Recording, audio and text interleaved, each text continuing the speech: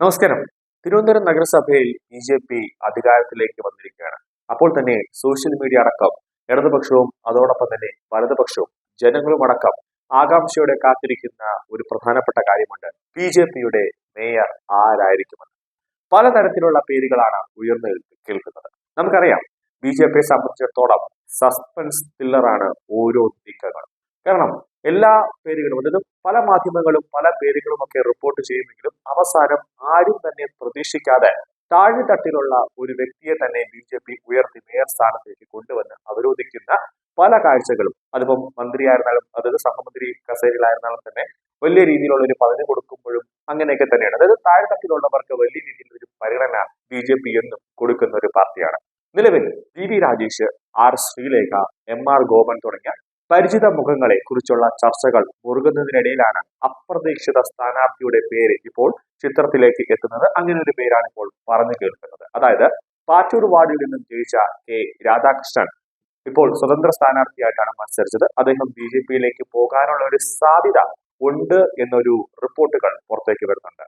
തിരുവനന്തപുരം കോർപ്പറേഷനിൽ ഏറ്റവും വലിയ ഒറ്റകക്ഷിയായി വിജയിച്ചെങ്കിലും ബി.ജെ.പിക്ക് കേവലം ഭൂരിപക്ഷത്തിന് ഒരു സീറ്റ് കുറവുണ്ട്. രാധാകൃഷ്ണനെ പാർട്ടിയുടെ ഒപ്പം കൂട്ടാനുള്ള നീക്കം ബി.ജെ.പി. ഇപ്പോൾ നടത്തുകയാണ്. എന്നാൽ രാധാകൃഷ്ണൻ നിലപാട് പരസ്യമായി തന്നെ വ്യക്തമാക്കിയിട്ടില്ല എന്നതാണ് മറ്റൊരു കാര്യം. അതേസമയം മന്ത്രി വി ശിവൻകുട്ടിയും കടകംപള്ളിയും രാധാകൃഷ്ണന്റെ വീട്ടിലെത്തി കണ്ടിരുന്നു. പലരും വിളിച്ചു എന്നാണ് രാധാകൃഷ്ണൻ പറയുന്നത്. പ്രദേശത്ത് ജനങ്ങളുമായി കൂടി ആലോചിച്ച ശേഷം ഒരു അന്തിമമായ തീരുമാനം കൈക്കൊള്ളുമെന്നാണ് രാധാകൃഷ്ണൻ പറയുന്നത്.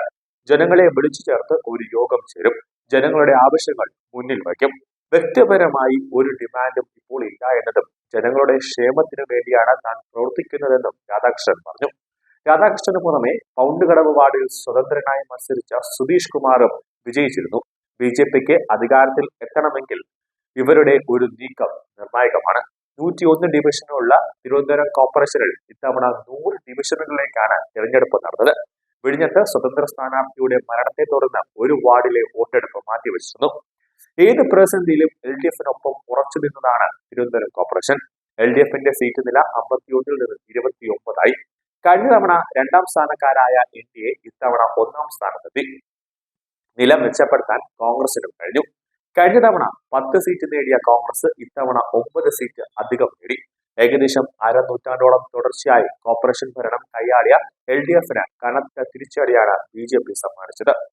സംസ്ഥാനത്ത് ആദ്യമായി ഭരണം പിടിച്ച തിരുവനന്തപുരം കോർപ്പറേഷനിൽ ബി.ജെ.പിക്ക് അപ്രതീക്ഷിത വെല്ലുവിളിയാണ് ഇപ്പോൾ ഉള്ളത്. മേയർ തെരഞ്ഞെടുപ്പിൽ മത്സരിക്കാൻ ഇപ്പോൾ CPM തീരുമാനിച്ചിരിക്കുകയാണ്. 101 വാർഡിൽ വെറും 29 ഇടങ്ങളിൽ മാത്രമാണ് വിജയിച്ചതെങ്കിലും ഒറ്റയ്ക്ക് മേയറെ വിജയിപ്പിക്കാൻ ബി.ജെ.പിക്ക് കേവല ഭൂരിപക്ഷം ഇല്ലാത്ത സാഹചര്യത്തിലാണ് മത്സരിക്കാൻ CPM തീരുമാനിച്ചത്.